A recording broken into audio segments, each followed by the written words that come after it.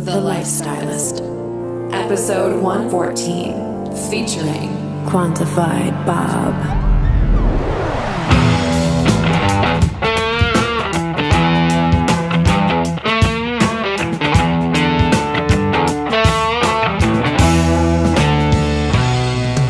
I'm Luke Storey, a former celebrity fashion stylist and founder of School of Style. For the past 20 years, I've been relentlessly dedicated to my deepest passion, designing the ultimate lifestyle based on the most powerful principles of health and spirituality. The Lifestylist Podcast is a show dedicated to sharing my discoveries and the experts behind them with you.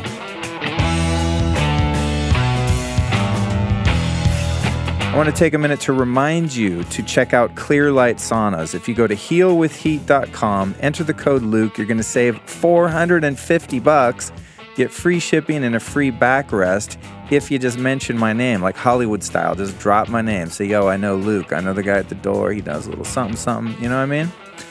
Or you can just call them at 800-317-5070. That's healwithheat.com. Use the code Luke. Now, why do I like Clear Light Saunas? Why am I so sprung on this particular company? I'll tell you why.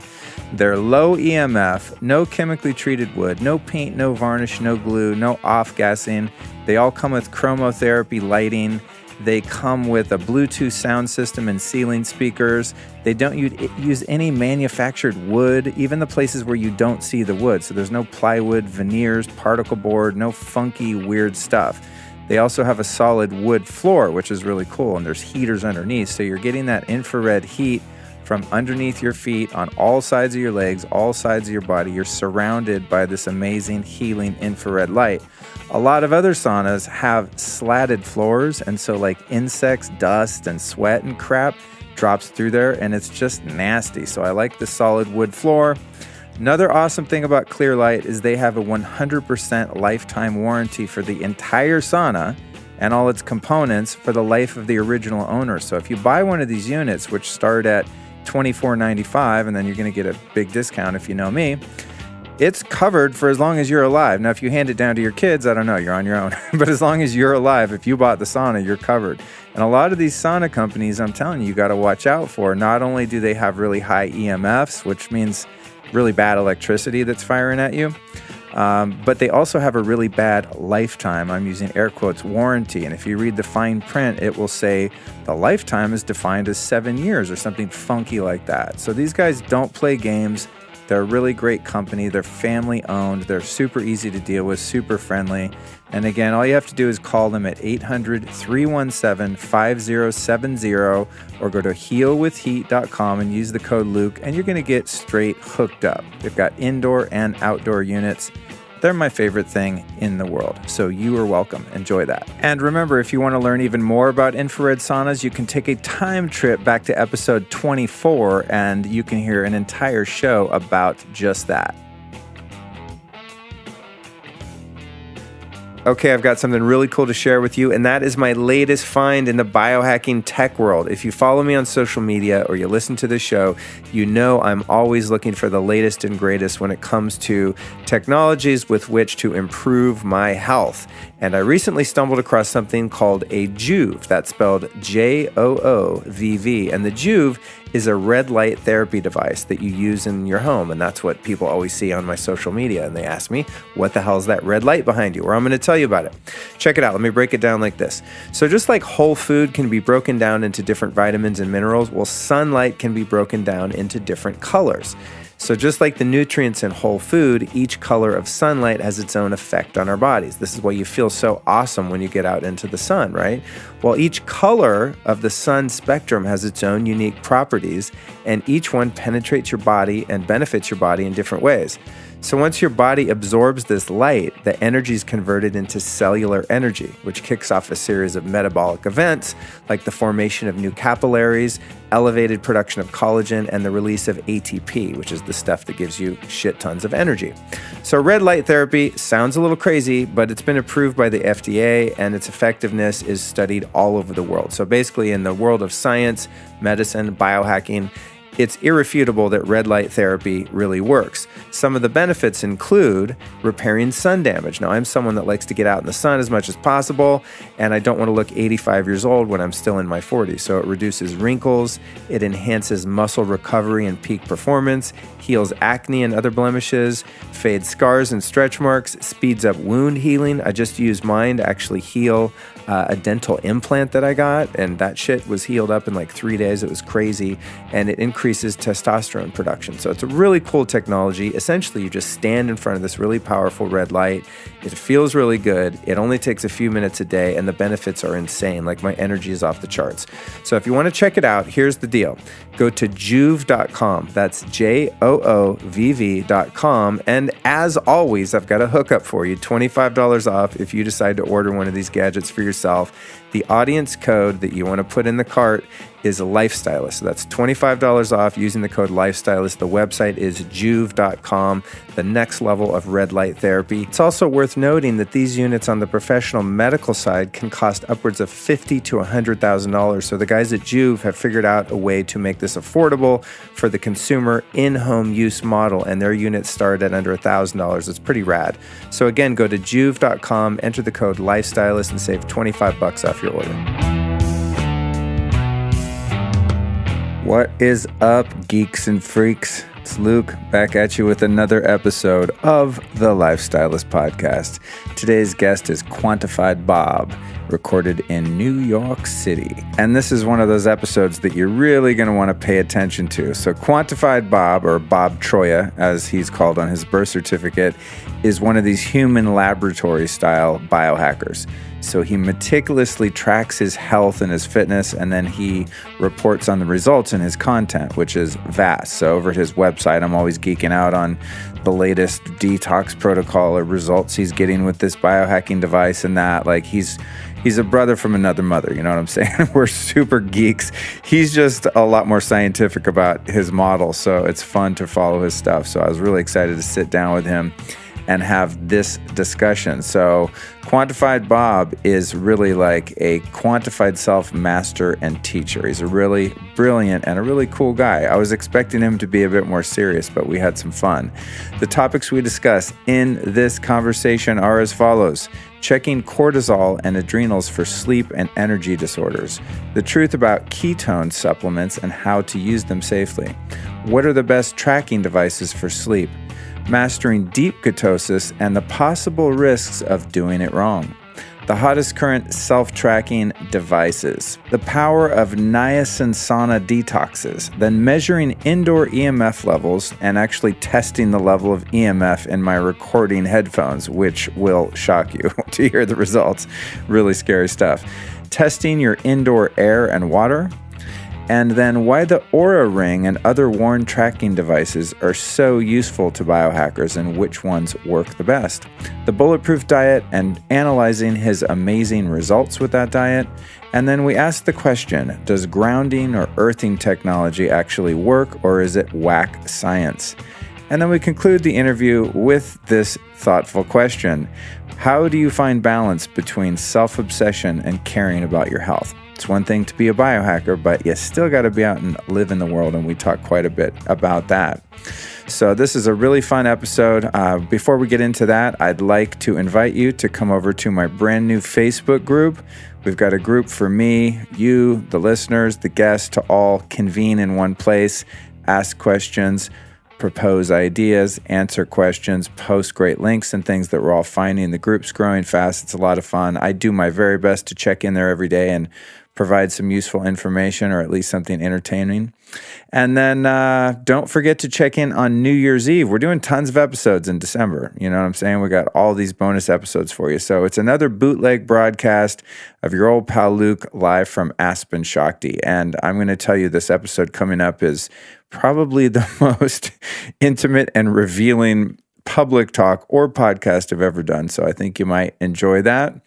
And then there's one last request, and that's if you could go in the podcast app on your phone and leave a review. They made it really easily, finally, to put 5 stars on my podcast and to leave a quick review about what you think about the show. This really helps me in my iTunes rating. So if you're on an iPhone and you're using the native podcast app, just scroll down and you'll see where you can rate and review. I would greatly appreciate it. So welcome to the new listeners. Welcome back to the old listeners. Now all I need you to do is to sit back, kick your feet up, and take in the universe that is Quantified Bob. Welcome to the show, Bob. Yeah, thanks for having me. Yeah, dude, I'm stoked. So you live over in Williamsburg, huh? Yep, just not too far from here. Well, cool, dude. Thanks for coming by. I appreciate it. We're going to talk about some serious biohacking. And I've interviewed, a lot of biohackers. Your Jack Cruz, Ben Greenfield, some of the guys that are really deep into this stuff, Dave Asprey. But what I haven't really covered is someone who does a lot of tracking. So with you today, what I want to do is I want to dive into not just shit that you do that makes you feel good and be healthy, but actually tracking it to see if what you're doing works. Because people always ask me, I'm like, I think I feel good. I mean, I got a lot of energy. I'm recording like 15 podcasts in a week in New York. I'm running around like a maniac. I feel pretty damn energetic for a 46-year-old, but you actually track everything. So let's start at the beginning. How did you even get into all of this wacky health stuff? Well, I've always been kind of a curious mind. My background early on was more being an athlete, so a focus on performance and tracking workouts and diet and things like that in terms of optimizing for that level of things. I've also always been a technologist, building things, software, internet type of things. So for me, it was kind of marrying two passions. It's the love of trying to optimize yourself and look for performance, and in later years, looking towards longevity, but also figuring out ways to, essentially biohacking, hacking the system, figuring out ways to get the biggest bang for your buck, so to speak. And for me, I'm a curious mind, but I'm also like, you have to really convince me that things do or don't work. So I like to really put things through the ringer in terms of looking at data and seeing, does it really have a benefit for myself? Right. And then, okay, that's cool. Because I am more of an intuitive that sort of follows nature, so if I get in an infrared sauna, I go, well, I'm getting the same infrared essentially that's coming from the sun, or my Juve red light thing, same thing. Cold exposure, like all the stuff that I do kind of physically in one form or another mimics nature. And so I'm always trying to bring myself back into a natural state in a totally unnatural environment. And would you say it's pretty much impossible, no matter where you live, to actually live like a natural human at this point? The way our technology's taken over the world? Yeah. I mean, about 2 years ago, I went away for 5 days out in the middle of like West Texas by the Rio Grande. It was like off the grid for 5 days, like didn't see another human being, no Wi-Fi, no airplanes flying over, no anything. So I was just completely disconnected from that, but connected to nature. And I noticed how like just that effect on my body and sleep and how that all changed just for those 5 days. And then when I came back to the city, I realized you're back in this environment and you're kind of just putting up all these stressors you're being bombarded with all day. So I think it's really almost impossible, I would say, these days to totally be like that disconnected. So really what my focus from a lot of the tracking and things I do is trying to figure out ways to mitigate what's going on around me. Yeah.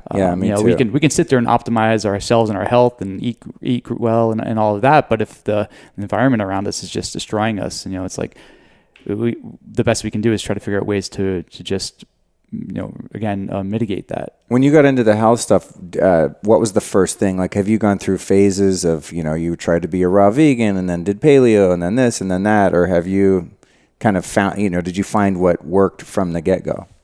No, I would say, when I was a teenager and in college, like a lot of this information, even the tools that we have today just didn't exist. And so a lot of it was, you read something in a magazine, or you go to the library and find something, and you have to kind of learn about nutrition, learn about all these things on your own. That information wasn't really that far out there. I was kind of the atypical like hard gainer growing up. So I was like, how do I gain muscle? I want to be an athlete. And so you're trying certain supplements or protein powders and you try different workout types and seeing what would work for you. As I got a bit older and out of school in my professional life, I had to be this high performing individual. I had started several of my own companies. I had to kind of be on point all the time. And I hit a moment where, things were all going great, but I just felt like crap. And on the outside, I think I looked okay. Like, I was in terms of physical, like appearance and all of that, but I just had no energy. I was just was kind of a bit overwhelmed. And then it kind of got me down the rabbit hole of really kind of understanding more about what's going on in the inside in terms of peeling back the layers of the onion, dealing with everything from dysfunction with different organs and systems, or passing, chronic infections and gut issues and all of that. And I literally spent years and years just kind of like peeling it back, and trying to address it. And so in terms of phases, I would say I kind of went from the beginning was more like, change your diet. So it wasn't that I was a raw vegan or vegetarian even. I ate what I thought was healthy. It was like lean protein, little to no fat. That's what you're kind of taught to like eat. That was healthy. And I realized like that was having just immense effects on like hormonal systems and all of that. And once I kind of switched over to what you'd call more of a paleo diet or bulletproof diet, and I was adding all these healthy fats back in, kind of really changing the way I ate, it just had an immediate like impact. And that worked for a while, and I made tweaks to what I was doing based on my own personal situations. And then what I saw was, things go deeper than that. So then I start getting down to like what you want to call like, quantum biology and other types of physiology. So like I'm kind of saying like it's not about eating food, it's about the electrons in the food and what are the processes that are really happening like really, really far down, once you take a bite of that, piece of steak. Like, so that kind of, for me, it was cool and exciting because it was like, kind of blew my mind a little bit to think about the way things can work and on a much different level at a very low level.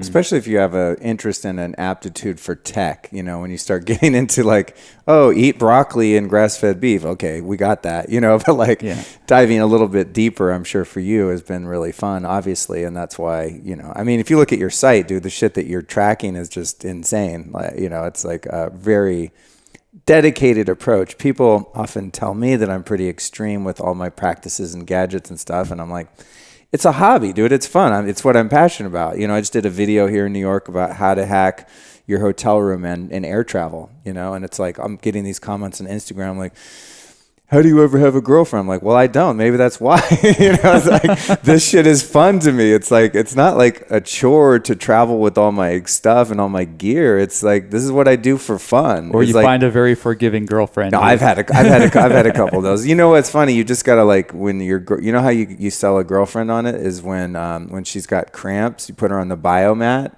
Cramps gone, sold. I've like convinced a couple of them using that. Like if they have a problem and they get curious about it, you can win them over. But point being is that I just love having all this stuff because I want to feel really good and I want to perform at the highest level. So anyway, so I want to get into a lot of the tech stuff and specifically, as I said, the tracking with you, because that's something I've never really done, because I don't know. I don't have a technical enough brain, I think, to do all that. So I look at other people's tracking. I look at the studies. I glance over that stuff to make sure whatever I'm doing doesn't have any, major side effects, or I don't want to recommend things to people on my show that could potentially hurt them. And if I do, I warn them, hey, don't do what I do. Don't do what I do. What's the word? Do as I say, not as I do. That's right. Yes. There you go. Like modafinil and stuff like that. I don't think that's for everyone. There's some shit that I do that's like my thing. But I do want to cover the food piece. Now, I get a little bit bored with that, but I want to cover it for the benefit of the audience because I still think people have a really hard time understanding something like a modified paleo diet or epi-paleo diet or the bulletproof diet. People often ask me, what do I eat? And I think a lot of people have this misinterpretation that if you're not a vegan or a vegetarian, which I used to be for a long, long time, that all you do is sit around and eating meat. It's the caveman paleo thing. And I follow, I guess if any diet, I don't really like to think of myself on a diet, but I'm into the bulletproof diet. I have the infographic laminated. Well, I used to have it on my fridge. Now I just kind of have it memorized. I know there's certain foods that are pretty low quality that are kind of, down on the spectrum. And then there are higher quality foods based on mitochondrial function. Really, that's what I'm going for. I want energy and clarity, and I don't want to have mold and toxins and pesticides and all that shit. So it's all organic, pretty high fat, high vegetable, and moderate protein, and it's cyclical ketosis. Like I'm in ketosis a lot of the time, but I don't check it. I just know because I feel a little wired and I have a lot of energy. And then I'll eat berries or something at night and it brings me out of ketosis. So it's like cyclical. So I noticed on your site you've quantified the results of that diet, and I'd like to hear about what your results were, and also if that's kind of still what you subscribe to at this point. Yeah, when I first came across the bulletproof diet, that was really my foray into that, anything related to sort of paleo, the paleo-ish kind of template. And this was actually a few years back when I first started exploring, that changing up my diet. Within 30 days, I saw some improvements that were more like just feeling and energy levels and things like that. And then I went and set out to do like a more long form experiment where I was like, okay, we're going to track a whole bunch of stuff beforehand, a lot of lab work, do it for, let's say, give it another couple months and then retest. And there was some pretty significant changes in terms of just increases to things like hormonal things like testosterone boosting up. And so you did like a blood test before and then did a period of really strictly adhering to the bulletproof diet and it went up. Yeah, exactly. Tested after and it had gone up. I mean, which totally makes sense because I was adding in a lot of healthy saturated fats, things that like are going to help your body go down the hormonal cascade to create all that stuff, as well as other things like vitamin D and just getting other things in balance that maybe were out of whack just because what I thought was a healthy diet before was not. But it also exposed things. So like it showed when I retested, like I had leaky gut issues that were sort of brought to light just through the diet, and that's through testing as well. So the real initial length of time I was doing the bulletproof diet was really kind of for me like an eye opener just to see like the changes, not just there's database changes like lab testing, but the how I felt, and it was just like a shot of energy and all of that. But I also realized there were certain things I was doing, like I started doing intermittent fasting, but my lab tests were showing that I had like lots of thyroid issues. So it probably wasn't the smartest thing to continue doing intermittent fasting until the thyroid issues were addressed, because it's adding additional stressors to the body. Even doing things like, there's a test you can do, it's like an adrenal stress profile where it's like saliva based and you take a few readings throughout the day. Is that the saliva cortisol test? Yeah. Is it that or something similar? I recently did. Yeah, so you basically spit into it like a tube several times throughout the day. Really gross. And it creates a graph showing like, because your cortisol is normally at its highest right when you wake up in the morning, but and they put you in the range to see like where you are. So you might see like, oh well, things rise or they're elevated at a certain time of day versus being in line or too low. So a lot of the initial bulletproof diet based experiments were really just to see what effects it had on a lot of these types of lab tests. And for me, like I was just learning about all these tests. Like they weren't things that I was learning about all this. I was really kind of ignorant about a lot of it. So I had to kind of go down and read up on a lot of biology and physiology and things like that to really understand what's going on. That's just me being, again, a curious mind. And how does one get their labs? Like I belong to something called Parsley Health, which is a functional medicine membership site. I call it the Uber of functional medicine. They have an app, they have a back end on the website, you can book all your appointments. They don't even have a phone number, which I love. Like, the old school doctor, like leaving you a voicemail, you can't understand their accent, all that shit. But Parsley's cool because you get a number of visits per year. It's like a subscription model, right? And then they order all your labs, and I won't say they like game the system, especially publicly, because I don't think they do anything unethical, but they know how to code your labs to get your regular medical insurance to cover a lot of it. Because if that stuff's coded wrong, then you pay a lot more out of pocket. So that's my method of like getting my labs done for as cheap as I can and from the best companies, because some companies do more accurate labs than others. So what's been your method of getting those labs done, and how could people find a way to start testing themselves? Sure. For baseline testing, I'm in New York City, in New York State, and we unfortunately are like one of 2 states in the country that have really restrictive laws about any kind of lab testing. So you can probably just go online and go to any of these sites and handpick any tests you want and order them. And like there's companies like Direct Labs and that you can just a la carte be like, I want this. They send it to you and you go do your test. New York, you can't do that. Wow. So New York, I thought at first it was because some of the bigger lab companies were trying to protect their interests, but they actually got fined a couple years ago for trying to work directly to consumers in a way. So when I started out, so I had to go through my doctor, but I found a good functional medicine, like someone that's kind of could order the testing for me, and goes to insurance, like you said. Eventually, I connected with some folks in Massachusetts called Inside Tracker, and they're another lab testing service, and they do these great panels and analysis, and they have a cool dashboard of when you look at your data. So what they did for me was they have a service because they know about the laws in New York. So what they can do is send someone to your home or office to do the draw. So I literally do an 8 a.m. appointment because I have to be fasted in the morning. someone shows up at my home and they draw the blood on my dining room table. Yeah, and they collect all the specimens, and then they go send it off to the lab, and then a couple days later I get the results. So you were able to do that because the company was in Massachusetts that actually placed the order. No, I think it had to do with. Or where did you say they were? They're in Massachusetts, Oh, okay. but I think it had to do with the fact that they're sending someone do the draw at your location. Oh, okay. They can't send you to one of the LabCorp and these other places. Parsley does that too. It's pretty cool. Like just someone rings the buzzer and they show up with a needle and start pricking you. I actually made a video of it. I'm compiling a video of like a whole functional medicine journey. Nice. From showing all the testing, including portions of the stool testing, not the actual collection part, but putting like a vial of poop in a FedEx and like showing people how you become your own doctor and like really take control of that shit, which I think is cool. Well, that's what's so silly about New York is we have laws about things like blood tests and like a 23andMe test, which is a saliva test. I can't mail it from New York. I have to cross the state line and put it in a mailbox in New Jersey. But a stool sample, sure, throw it in. Are you serious? That's so weird. They just sort of pick and choose like what you can and can't send. Yeah. So in doing the bulletproof diet testing, it looks like on your site that you did one 30-day test and then you did an extended one, like a year or something. Am I getting that right?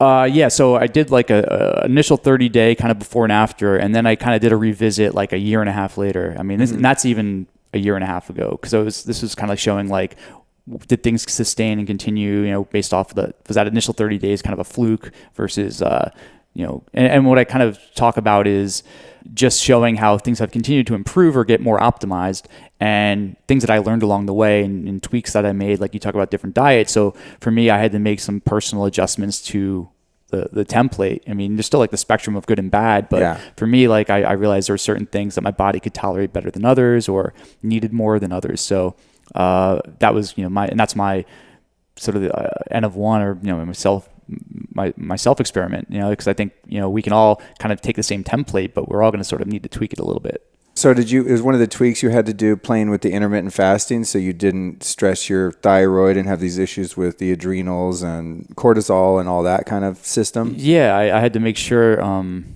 until I knew certain things were back in line, to not add, minimize if you don't have to put the additional stress on your body, don't do it. I think that's the thing with like biohacking is we try to we get all excited and there's a million supplements and tools and toys and things we can use, and we let's do everything. And then, really, some things could be helping and a lot of things could be helping, but other things are hurting or negating the effects. So, you sort of also want to isolate when possible. That's the thing I have a hard time with, why I wouldn't be able to do what you do, because I literally don't have the patience and discipline to just change one thing, right? And really take some time and track the results. If I find 5 new supplements in 1 week, I'd start taking them all that week. So I don't really know what's doing what. I know when something's not working or when it has negative side effects. And then I sort of I throw everything at the wall, and then if shit's a little wonky, then I start taking it away. It's almost like the elimination diet of practices or supplements or whatever. But I want to ask you this. Did you ever have a situation in which you adopted the high-fat diet and you were doing the intermittent fasting and ended up being in ketosis a lot and had your sleep get really messed up?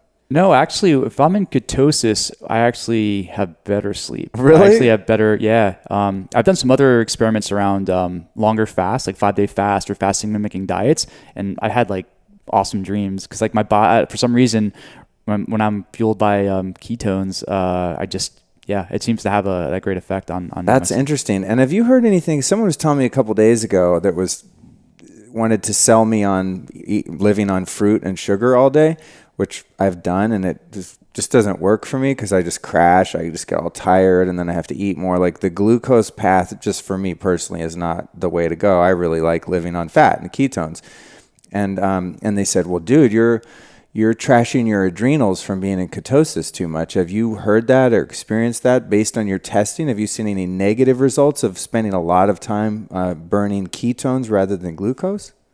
Well, I've heard of not so much being in ketosis as much as instead of consuming things that will keep you in ketosis, there's people who just fast, be like, I'm not going to eat anything for a period of time. And that I heard, that can have issues. In terms of the other side, I mean, anecdotally, I don't know. Is it good to do long term?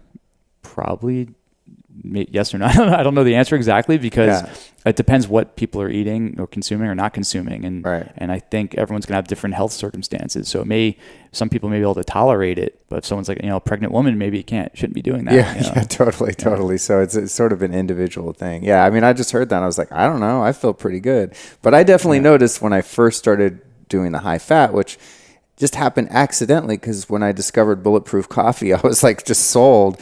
And so I'd have one of those and then maybe 9 a.m, and then I wouldn't get hungry. And this is still the same today. I ate one meal today. I mean, I could stand to eat something now, but I wouldn't eat until like 3 o'clock. And then maybe I have like one meal.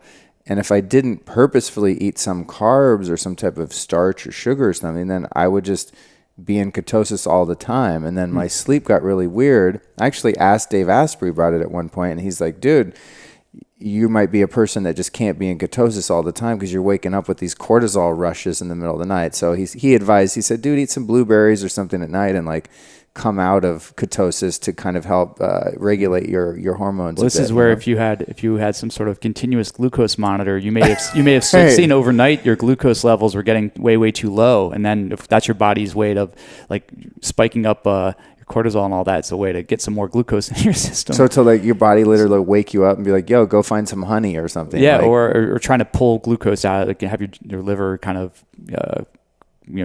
get more glucose out. So would you explain to people listening that don't know, because this ketosis is a big buzzword right now, how would you explain that in just simple terms? Let's see, simple terms. So most people who eat what we call the standard American diet, where our physiology, the way our metabolism set up is we use glucose as our primary energy source. So we're just used to like fueling up. That's why people kind of eat some sugar, eat a candy bar, juice, things like that, soda, and your body can utilize that, and that becomes our mode of energy. Ketone bodies it's another form of fuel that you can utilize, and but most people don't ever go there because their diets are so dialed into using glucose for energy that ketones are just you only experience it if you are in like a fasted state. Your body may start shifting over to that.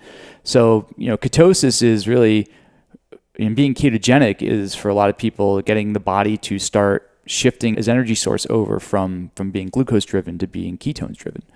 Ketones predominantly, ketone bodies come down from fatty acids. There's a whole chain of how it's broken down. And so like with things like if you're drinking coffee with, let's say, MCT oil and grass-fed butter and all that, and you're getting coffee, you're getting the benefits of that, but you're putting in a bunch of things that would break down and turn into ketones that the body could then you can run off of. And that's why people tend to feel a certain way or have some alertness, or their cognitive function seems like, everything's very clear now. And because that stuff goes right to your brain. It bypasses, I believe it bypasses the liver, so you can kind of utilize that fuel right away. Now, some people are more keto adapted than others, and that's just based on their diet. I think people that have shifted to more of like a high fat, low carb, moderate protein diet, they can get into that state a lot sooner just by not having any sort of glucose source or having these types of fuels that will get them into ketosis. So I would say for me, that was something I noticed, having shifted my diet over, where when I actually tried to do something where I was measuring my levels of ketones in my body, I could see like I could get into it every day for a little, like what's called nutritional ketosis, where your levels are at a slight level where it's like your body is utilizing some ketones for energy, versus the extremes where if you take like exogenous ketones, which is a whole nother conversation. I've taken some crazy things that will just get you like right off the meter within 15 minutes. But let's talk about that once we finish this thread. So because I've been on some stuff called Perfect Keto. I want to talk about that. So carry on. Yeah. So back to ketosis. I think it's, there are people who have just shifted their diets and they're like, look, I'm in ketosis like 24/7. They're fueled on their body's just so adapted to it. I think more people than not that would probably go that route are going to just feel like, well, if I'm in it for a certain portion of the day, I'll still get some benefit out of it. And usually that's the people who are doing something like intermittent fasting, where let's say they're eating their regular diet, the regular meals in, let's say, an 8-hour window, and then the other 16 hours of the day, they're either fasted or eating or consuming things that won't break them or get them out of ketosis. So that's why when you have your bulletproof coffee in the morning, it's sort of maintaining, it's letting you stay in ketosis because you're just giving your cells, fats and things that'll break down to ketone bodies. So it's not going to kick you out of being in ketosis till you eat something like protein, carbohydrates. Can someone on a vegan diet be in ketosis? Is that even possible? Or would you literally just have to eat tablespoons of coconut oil all day? Yeah, I'm trying to think like oils would probably be the only.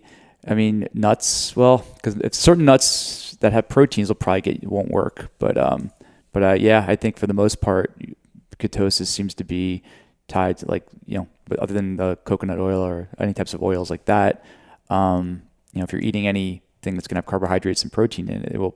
And even, I mean, you can eat a little bit. I think certain people have a threshold. Like there's probably like a level of like, I can eat a little bit, I won't kick me out. It's probably not that much. And then eventually your body will just say, okay, I can utilize this now for fuel. So I'm going to kick out of it. I'm going to switch my fuel source back over. When you started burning ketones for energy more so than glucose, than sugar or carbs and stuff like that, did you notice at all that you were less moody or that your energy was more steady? Well, yeah, the energy levels the two things would be the energy level. So people who are used to having that like afternoon crash, or I need that coffee in the afternoon, or I need a candy bar or cookie or something, because they're like, you're working all day, then you have that 3 o'clock, 4 o'clock kind of crash. That goes away. Well, for me, it was like I didn't need that cup of coffee in the afternoon anymore. I didn't need to have something to kind of get me through. Same here. And a mental clarity, like I just felt. Yeah. I mean, it's just from a productivity standpoint, or focus. Like if I was working on something, writing something, software, coding or something like that, like time just flies by because I'm like, you can really be in the zone because I just felt like, I don't know. I just felt like things were working at a much more optimized level. Yeah, me too. I noticed, I asked that because I want to see if you had the same experience, but when I started getting on more of a high-fat diet, I just found that I was actually just happier, like less moody, and then that afternoon crash thing just doesn't exist. And I also couldn't even think of having another coffee at like 3, 4, 5 o'clock. I'm like, I'm good, dude. Like, I mean, I might do it just for fun sometimes if I'm really geeking out on a project, but it's not because I need it. It's just like, I want to take it over the edge and like get another boost, but I'm actually not tired at all. It's weird. Yeah, well, that's one of the interesting things when you talk about having this coffee in the morning, and everyone's like, "Oh, you're drinking so much coffee," and I realized that no, I was actually drinking less coffee because I'd have let's say 2 cups in the morning, or 2 8-ounce cups, and then I wouldn't have anything in the afternoon, which would normally be another cup or 2, and so you're actually consuming less overall and less, and not having as much caffeine. People who have issues sleeping, like if you have some people, if they have a cup in the afternoon, that'll wreck their sleep. Yeah. I mean, I'm fortunately a fast metabolizer of caffeine. I am too. So I can 2 a.m. in a diner, I can have a cup of coffee and I'll still go to bed half hour later. So right. But I just feel like I didn't have the need for having coffee in the afternoon. So I like a nice cup of green tea or something. Yeah. So 2 things I want to know about. One is, how do you test your ketones, your ketone levels, and your glucose level? Like, what does that look like if somebody wanted to geek out that hard? So there's on the glucose side, there are glucose meters. I actually brought one, but we might have to just bust out some of your stuff. Yeah. It's kind of hard recording audio, but yeah. I actually just thought of something, dude, while we're wearing these headphones. You said you brought your EMF meter. Yeah. And when I recorded with Matt Maruka a couple nights ago, he was like, after we went 3 hours, dude, and afterward he's like, bro, I have a headache and I never get headaches. I think these headphones have EMFs. I'm like, they're not plugged in, but the recorder's plugged in, and then they're plugged in. They're probably getting bus power to amplify. So I actually do want to test them and see what happens when it's running on batteries versus plugged in. Yeah. Because I'm like, fuck, man, please don't tell me like I'm blasting my brain with EMFs every time I do a podcast. But anyway, how do you test? We'll get to that. But how do you test? The glucose meter won't do any good on audio necessarily. Yeah. But a glucose meter is basically, it's a little device that reads in a little test strip, and the test strip is something that you need to put a drop of blood on, and it goes into the meter, and within 10 seconds you get a readout. Dude, I hate that. Is that the little snap pin that so you clicks so you prick your finger, you draw a drop of blood. Yeah, it's not. I mean, it's pretty simple, and then I think it really hurts, dude. Like when you do live blood analysis, they do that little gun, and then you get a droplet of blood, and they put it on the slide. And I like seeing the live blood analysis. That's cool shit. Maybe we could talk about that too if you've done it. But I think it really hurts. Maybe I'm just a wuss, but yeah, I mean, you figure out over time, like certain parts of your finger probably are going to be more sensitive than others. Right. And but in a nutshell, a glucose meter is just something where you prick your finger, draw a drop of blood, touch it to a test strip. The test strip goes into the meter, and then that'll give you a readout in like milligrams per deciliter usually. And you can, ideally what you want to do is do a fasted reading every morning. So as soon as you wake up, before you have any coffee or any breakfast or anything like that, you want to get a reading. So that's like your fasting glucose, because that's kind of like a good indicator. You can trend over time. If you're on a ketogenic diet, will you just come up with like very little or no glucose? I mean, is it possible to have like none in your system if you never eat carbs or starch or sugar? No, like if you go too low, you'll start like there are symptoms of like very low glucose. Like for me, I know when I've done like certain 5-day fasts and things where I was really dropping my glucose levels down, your fingertips and hands get cold.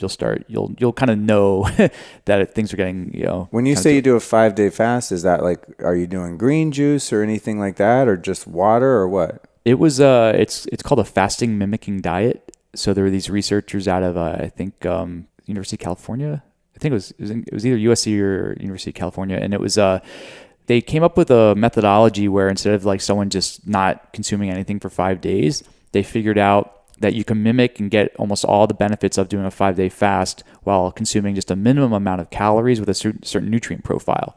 And long story short is they wrote this all up. They wrote a patent up for this diet, and they were trying to sell it as a commercial product. And I was looking at the patent, and I was like, well, you can just reverse engineer that. Like it gives you the whole nutrient profile. And it came out to being like eating like an avocado a day and some greens powder and maybe some salt, sea salt, just like some micronutrients, things to make sure you're getting the whole thing. And I did the 5-day fasting mimicking diet, and it was like, you're eating very little. So I think the first day for me was probably around 800, 900 calories. And then the last 4 days I would do about probably like no more than 400 calories, maybe three something. And so, yeah, you're giving your body just enough to help like, offset any, like, not malnutrition, but just like get you're getting the micronutrients that you need, and there's a very minimal amount of carbohydrates and with a little bit of fats in there. So what I did was I measured with that using the glucose meter. So every day I would take multiple readings. Actually, I would take readings in the fasting reading. I'd take one in the PM, so I'd have a few a day, and then I would also be measuring ketones. And you can measure ketones several ways. That was my next question. So great. So ketones, I happen to have the meter I was using for glucose actually can also measure ketones. It's just a different type of strip. You have to prick your finger twice, or can it do the same? You could probably, if you have enough blood, but I think I usually just prick it twice and just do fresh drop. You're not a big baby. Yeah, it's I don't know. I can deal with the pain. Yeah. But it again, it works the same way, and then and what that's doing is it's looking for beta hydroxybutyrate in the blood, and so it will then give you a reading in terms of like millimolars per liter of that it reads, and then I think when they talk about levels of ketones, there's a certain range where you're considered nutritional ketosis, and then there's a higher range where it's known as more therapeutic. Is that what you're talking about on your site where you say deep ketosis? Yeah. Hardcore. I'm like, that's like you don't, and there's actually like you can get, there's like a sweet spot even in therapeutic, like because more is not necessarily better. Like you can go too high, and there's actually like toxicity that can occur, and with people that they can get if they're levels of I mean, just doing it from fasting and diet, it's going to be very, very difficult. But if you take exogenous ketones and take a lot of it, you can potentially get have issues there. So that's where I want to go next. Okay. Is the exogenous ketones. Explain to us what that means. So instead of going into ketosis or using ketones for fuel based off of things we're consuming or diet or body generating them, companies are coming out with these products that are exogenous, externally taken ketones, and usually they're salt based, and these come like the popular things that are out there now are typically like in a packet, and it's kind of a salt-based packet, and you mix it with water or something or juice, and then you consume it, and then it'll bring your levels up a little bit. The challenges with those types of ketones can be, in order to, if you wanted to get into like that deep ketosis level, you'd have to drink like essentially gallons of water and many packets of that, because they'll just bump you up a little bit, but you're not going to get a really, really high level. So what's weird is people are taking them now. I see a lot of people taking these exogenous ketones, the salt-based ones, as almost like a dietary supplement, meaning like they're using it to like put off eating, and because they're basically saying like, oh, it's a diet aid. Because actually when you're taking ketones, it's actually not doing what they want, because it might make them not hungry, but taking a lot of exogenous ketones will actually shut down the pathways where you won't be burning fat, like fatty acids. So you actually won't burn fat. So there are people who are actually trying to like lose weight and stuff by taking them, but it's actually the reverse. Nice myth bust, dude. Yeah. So most of the ketones that are out there are salt based, but then there's also these ketone esters, which is like a pure like form of it. So it's probably like many times more potent than just taking a salt. And historically, this stuff would cost like $20,000 for one serving size of like 25 grams to make in a lab. They usually used it to give to mice and stuff like that, because the process to make it was just really expensive. And now there's some companies out there that are figuring out ways to produce it and make it in batches where, it's not going to be $5 a serving. I think right now it's probably closer to $200 a serving. And the average person who just needs to be alert during the day while they're at work, it's not really for them. I think this stuff right now is focused more on elite athletes, like people who get a performance boost immediately from it, whether you're like a Tour de France cyclist or a professional poker player or something like that, where you need that right now and it's going to last for a few hours, and and spending a couple $100 isn't going to like break your bank. Right. But I was able to get hold of some of these like ketone esters, and I did some experiments around in seeing how it affected cognitive function, like in terms of different battery of tests from like working memory to just speed and computational problem solving and all of that. And I did an experiment that lasted essentially, had to take like 3 weeks to do it, because I had to do all the brain game testing and all of that repeatedly, like just without the esters, because I had to get rid of what we call a learning effect. I didn't want to, you get better at something just by playing it. So I had to keep playing all these things every day, repeatedly until I saw the performances like taper off. And I was like, okay, I think I'm at where I'm not improving anymore now. So I can't say that I'm just getting better at it anymore. It kind of leveled. And then I took these esters, and what you're supposed to do is you take them, and within 15 minutes, like my ketone levels with the meter, like it basically gave me an error message. It means it was over 8.5 millimolars per liter. So it just kind of like, but you maxed out the test. Well, if you go over a certain amount, the meter gives you an error. It only has a certain range, right? Because you're not ever supposed to go that like that high. Right. And but it eventually comes back down. So like what I was supposed to do is take the esters an hour later after taking them, then do the test, because then I would be in that zone I was talking about of where you're in that kind of therapeutic level where it's not too high, not too low. And I went and did all these like brain games again, and it was like across the board on every single category I did, like everything went up. Really? Like not even, I mean, a few things went up maybe by like 8% improvement, whatever, but there was a few categories that were in there that it was like almost like 30% or 20 to 30% improvement. Shit. Like, and I couldn't, that's and bananas. I'll chalk up a little bit maybe to like there could be some like adrenaline going and stuff, because you're like, right. You're doing these tests, but I couldn't figure out like why. It was like, it was across the board. But again, it's something that it's not that they make me smarter, or like it gives you a boost while you're doing a certain task. And then if I went back and did it again, like day or two later, things are going to kind of come back down again. So I see those exogenous ketones, especially the esters right now, as being just this like, it's a performance enhancer. It's great for like, if you're going to go, again, do an Ironman or a Tour de France, or, I play a lot of soccer. So like, whatever, if I feel like I'm going to need to run around for 90 minutes, I just, go crazy, like probably take some of those. But for day to day, it's probably, not really something people need to get. I mean, just getting a nutritional ketosis just from diet and fasting. And well, one of the things that intrigued me about the exogenous ketones, like these powders and stuff, because I was approached by a company called Perfect Keto, and they're like, hey, we make this really clean, ketones, and because a lot of the stuff's from China, it's pretty suspect. A lot of the ketone salts, they like don't really do good lab tests on them and shit. Could be heavy metals, mold, fungus. They could be irradiated. Who the fuck knows? It's coming out of some factory. So they're like, no, ours are super clean. We test for all that, and they really work. And what intrigued me about the exogenous ketones was that if you eat a bunch of carbs and come out of ketosis, that you can use them to bring yourself back in ketosis. If you kind of, I don't want to say screw up, but whatever, you eat something, but your goal is to stay in ketosis, do you think there's validity to that? And have you tested like using exogenous ketones to actually bring yourself back in if you fall out? So with the esters, what I did was I was measuring a bunch of things before, during, and after, right when I took them. So what was interesting was when we just mentioned how my ketone levels shot up, but the inverse also happened. My glucose levels just shot down. So if there's a huge uptake in terms of glucose being taken back up, shifting, the ketone levels went up. My triglyceride levels went way down.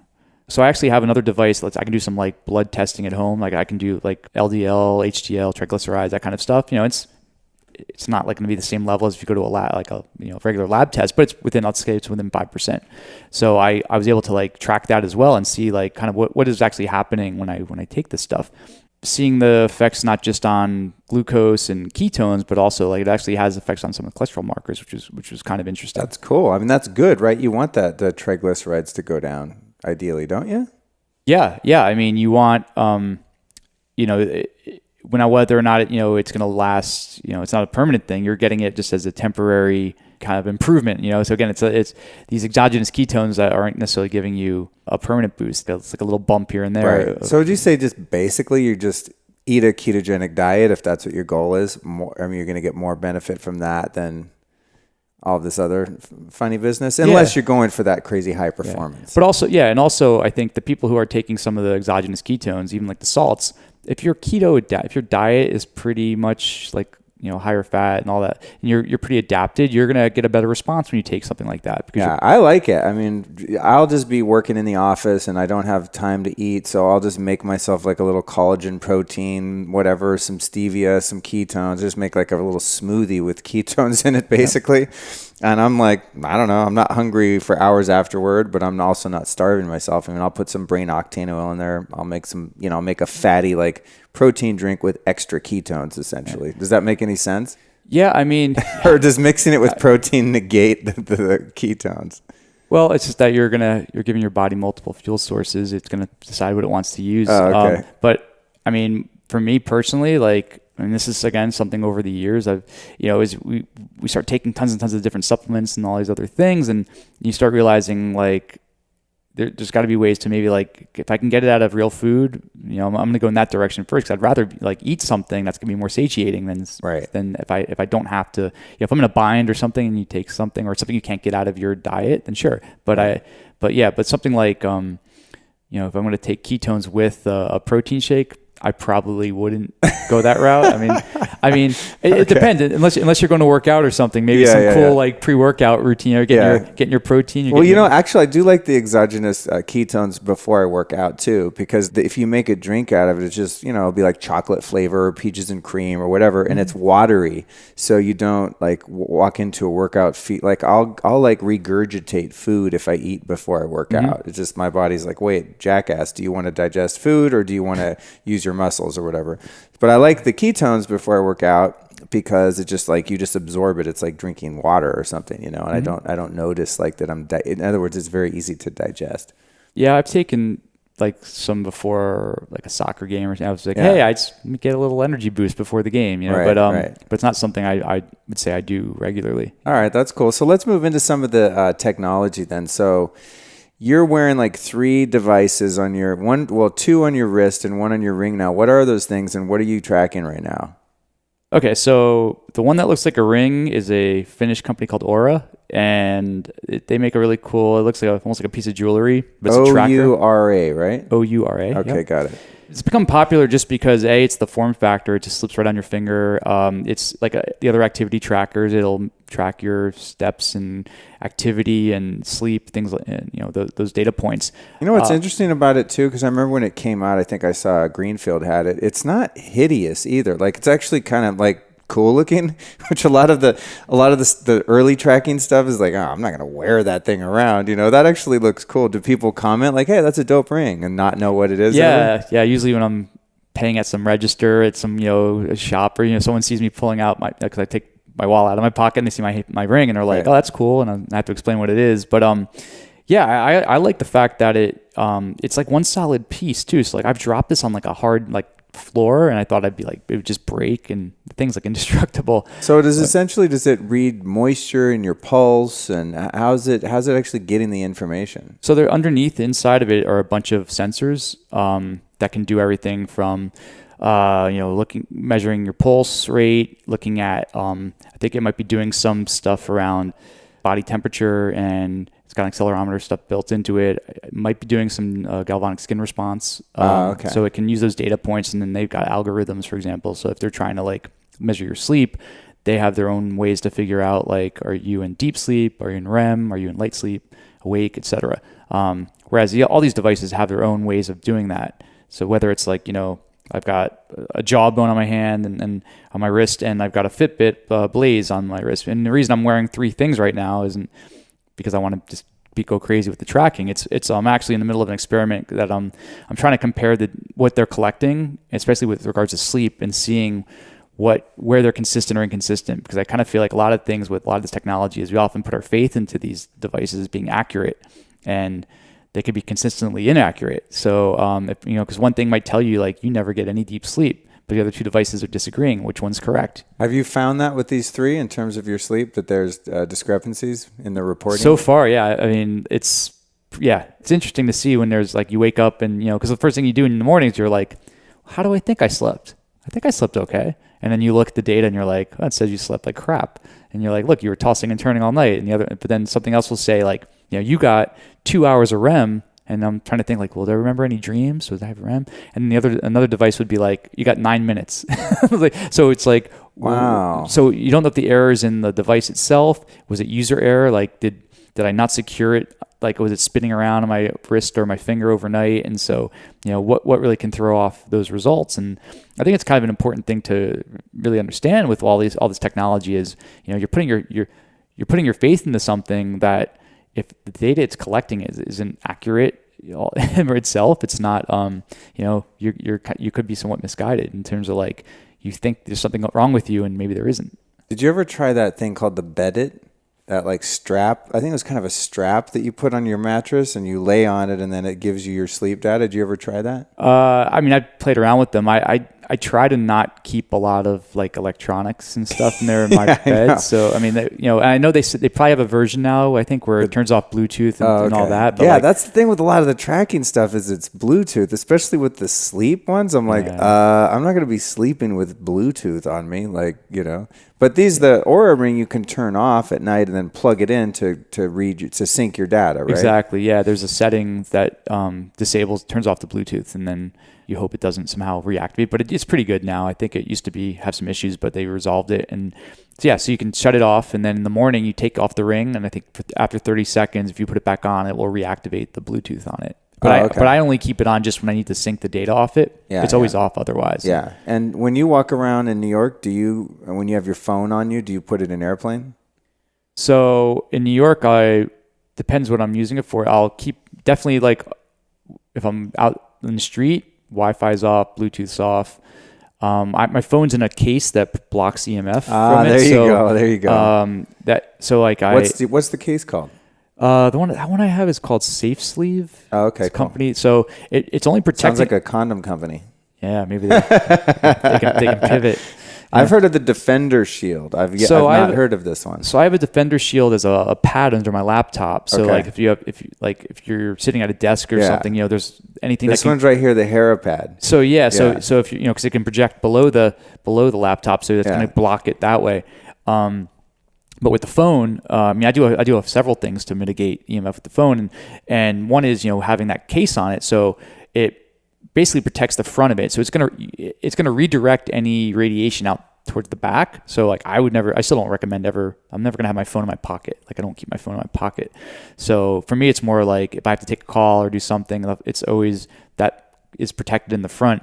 And then what I usually just do is I have Air headphones. Oh yeah, So like the earbuds or something. Yeah, earbuds. So what they do is they have little speakers, but they're not in your ear. They're like halfway down, like where it comes out of the jack, and then it has air tubes. So basically, what it's doing is pumping the air into your ears. So you never have like the little speakers in your ears. Like you're going to have a trade off. Like someone was asking me about how good does music sound, and I was like, it's good for podcasts. Yeah. If you're gonna listen to podcasts, it's fine, but I'm not gonna listen to like. You're not gonna listen to like Dark Side of the Moon. Yeah, you're gonna lose some. Yeah. I mean, hey, speaking of headphones, I've never done this on a show, so I don't know how the sound will end up. But if you can carefully sort of take off your headphones without making too much noise, let's fucking test the EMFs on these headphones. Yeah, give me 1 sec. All right, cool. And I'll keep the audience entertained, hopefully. So this guy walks into a bar. And he says, no, I'm just kidding. So what we're doing now, you guys listening, I talk to people still, they don't even know what an EMF is. They think it's a band or something like ELO. No, EMFs, electromagnetic frequencies. And these things are really, really gnarly. And they come off of all electronic devices. Sometimes they're magnetic. In the case of your cell phone, they will be radio frequencies. And people often will accuse you, and maybe you've experienced this, Bob, where people think you're like a tinfoil hat person. I'm like, dude, do the fucking research. All you have to do is Google dangers of cell towers, dangers of smart meters, dangers of cell phones, dangers of this. This stuff is very real. And for someone like me that loves technology, like recording this podcast, I would really like to think that I can do so safely. So I'm really intrigued to find out if our headset here is emitting a lot of signal, and if so, I want to see what happens if I unplug it from the power source and just run it on batteries. So right now, so I have this on. Okay. And does it? I wish it made cool noises like like alarm goes off. So the range you're seeing here is basically 0, and you'll see the middle one goes to 5. Yeah. And is this magnetic field? So we're measuring like low L. Yeah. So it's kind of like the level of things like electrical circuits in the home, that sort of appliances and stuff like that. Anything like so not Wi-Fi or cell phones. That's which RF. Is that's a different radio frequency, which is a different device. Yeah. Okay. Cool. So magnetic. What are we looking at? So this is just like ambient in this room right now. We're at about 5 now. The recommended what they say is a safe level to be in consistent, like if you're in it all the time, is about 3. That's why these lines on the meter are dotted. Yeah. But really, if you go to Europe, the laws are more restrictive. They actually want it below 2. Wow. So this is pretty typical though, being in like a New York City space. You'll tend to see, because right now we're like, look, if I move around, it's going up higher and higher. Right. So and that's coming off we're right now, you guys, we're in a kitchen. So that's just coming off the appliances and the wires within the wall. Yeah, and it could be, a lot of things. The light up here. It could be the light up there. It could be there's a fuse box somewhere. There could be, wireless. What the wireless doorbell would be radio, not magnetic. Right. Huh? But I don't see a microwave. But if there was a microwave, you could stand 10 feet away from it, and this thing will still be going off, even if the microwave's not on. I keep mine unplugged. I don't fuck around with the microwave, dude. That's exactly what you so toxic. Keep it unplugged. So, and the thing is, it's one thing to have a source of EMF that's kind of like just a cute source, so you can identify okay, that thing right there is throwing it off, because you can mitigate that very easily. You can be like, don't stand, if something's near your bed, move it away. So in my bedroom, I found that I had right where I was sleeping, I had a pretty high level of EMF going on, and it turned out that there was a coaxial cable jack behind my bed that I had to run to a TV on the other side of the room, and the jack wasn't super shielded or anything. So when it was all hooked up, it was actually throwing off a lot of those make magnetic fields. Yeah, and so I didn't know that. And so what I did was, as soon as I unplugged it and unplugged the coaxial cable from it and everything, it was the levels went down, like right where my head would be on my pillow. So we're like, well, how do you mitigate this? And a lot of these frequencies and EMFs, they follow what's called an inverse square law, where if something's at like 2 here and you move it double the space away, it'll go drop down to a quarter of that. 1/4 based on every time you double it. So, basically the easiest way to mitigate stuff is to just move stuff away just a little bit, and it'll greatly drop the levels. But sometimes, if you're in a space though, where like, we don't know, like, is stuff local coming through the walls and appliance, or is it just like, is there like a cell tower across is there something like coming through the windows of a location? Right. You have to figure out what those sources are and how do you mitigate that. So can you tell the magnetic field of these headphones right here? Is there too much ambient field to notice a difference? Well, what we can do is like here, put it up to my head. Well, you'd want to put the, or I can take them off. Yeah, you want to like make believe this is your head. Okay, let's do it. Let's do it. All right, stand by, audience at home listening. All right. I'm taking off my headphones and I'm going to put them around this device to see what my head is actually getting. Here we go. So you see, it tends to spike every now and then. So it's kind of like when I'm talking. See that?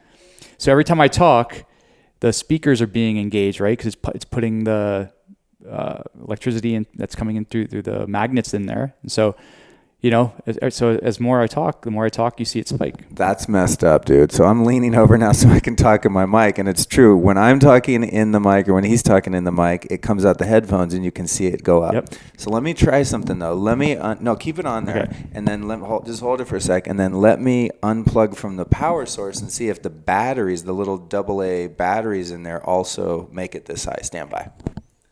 Well, another thing to keep in mind is... now I'm on battery power. It's the same.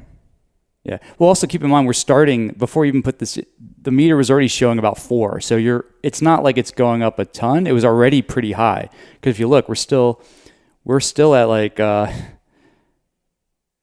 that's a good point. So we'd have to like go out into the fucking woods where there's no magnetic field at all, put this where it's at 0, put this on, and then see like how much of a contrast is created. Yeah. Because I've even found with, with headphones, whether you've got like noise canceling headphones or anything like that, where just the space between your ear and where the actual like speaker is in the headphones, because these are usually cushiony and have like a padding on the ears, like that much space. Again, the inverse square law, the levels will, we just squeeze those things right against the meter, right? And now when they're on your head, there's probably like half inch of space on each side, so you've probably already dropped it a little bit. So you've tested like Bose like noise canceling? Yeah, like ones I have at home. And just, And how are those? Were you able to do a more isolated test with less ambient field? Yeah, because those are powered. They have a battery in them to power them. And then, right. So then I just if you hook them up to your whatever you want to listen to it off of your phone or something like that. But you will see like they're all going to throw off something. It's just a matter of what. Did you find the battery powered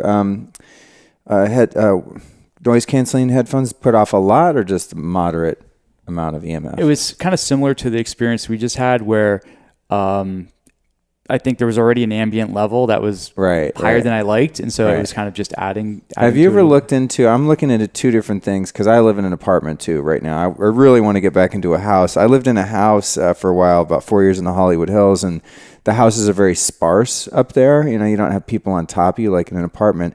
Dude, in that house, I only got 2 Wi-Fi signals, one mine and one from one of the neighbors. It was amazing, yeah. And there were no really close cell towers. It was like I slept really well in there. The energy in the house was just like, you can just feel it. It's just a more grounded feeling in there. But for now, I'm in an apartment and it's a 2-story apartment, but I'm surrounded by other apartment buildings that have a lot of units. I think they have little singles or something. So, because when I turn on my Wi-Fi to search for my signal, which I only turn on in an emergency at home, I have everything hardwired.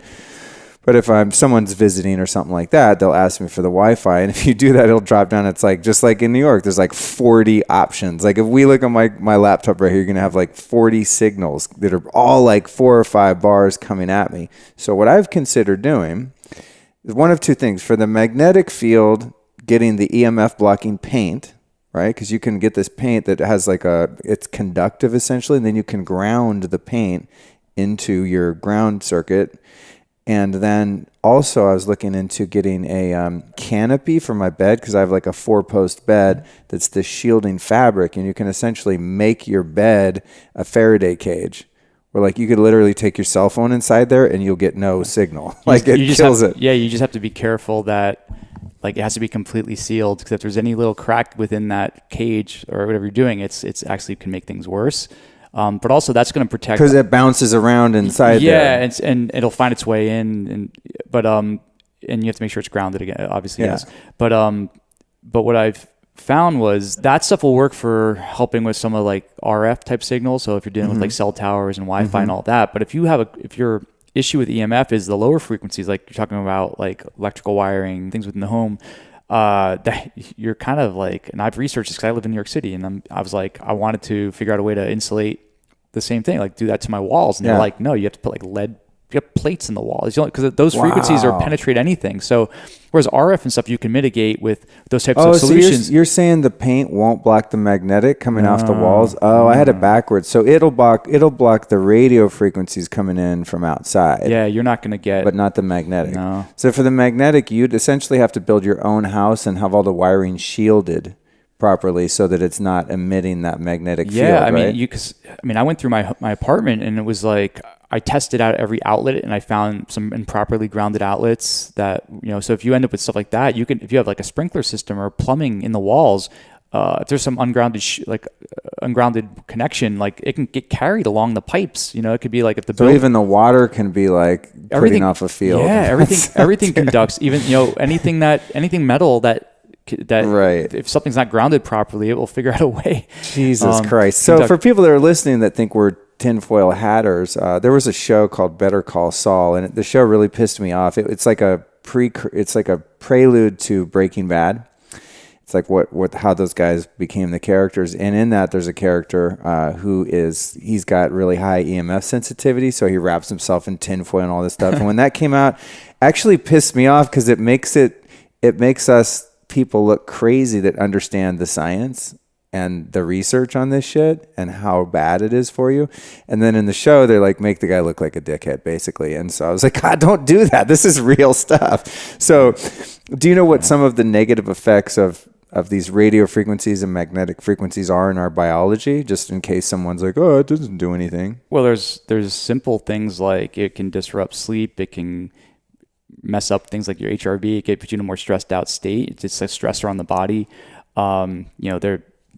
The extreme levels are things like, stuff can lead to like serious diseases. Like people have talked of linking things to some types of cancers, and just if you're constantly being bombarded by this stuff. Now, again, there's a big difference though between like we're seeing, looking at a level that's kind of like, okay, for for 15 minutes, it's a bit elevated, but if the other 23 hours of the day, it's fine. It's probably not as much of an issue. When I did a lot of my like experiments around this stuff, I was really focusing on my bedroom, because hey, of course, it's one room that I can control. I'm there 8 hours a night. Let's say if I could sleep 8 hours. And so I was like, that's one thing. If I can fix one thing, because I can't fix it when I'm walking down the streets of New York City.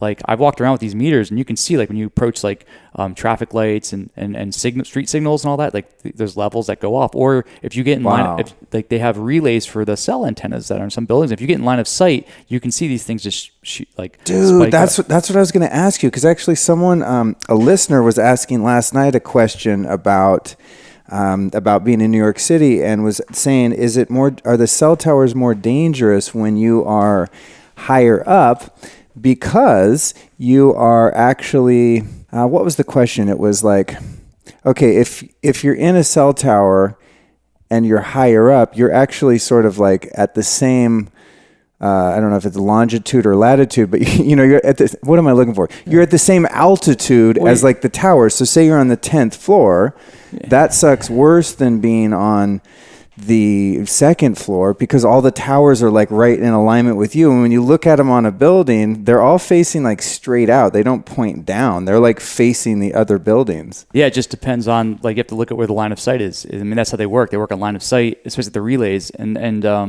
the odds are, if you're at a higher floor, you're going to be at the level of other rooftops and where those antennas and things would be.